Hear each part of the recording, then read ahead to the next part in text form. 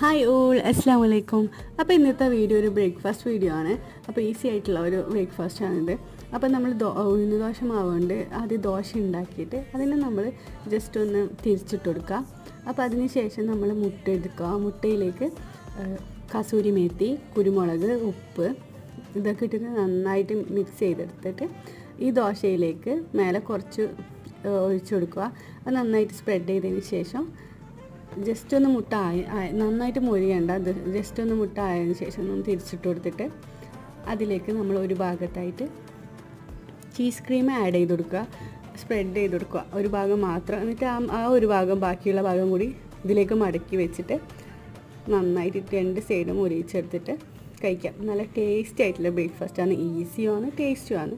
അപ്പോൾ ഇത് കുട്ടികൾക്ക് നല്ല ഇഷ്ടം ഉണ്ടാവും. അപ്പോൾ എൻ്റെ മോൾക്ക് വേണ്ടിയിട്ട് ഉണ്ടാക്കിയതാണ്. അപ്പോൾ എല്ലാവരും ട്രൈ ചെയ്ത് നോക്കുക. അപ്പോൾ ഓക്കെ, ബൈ.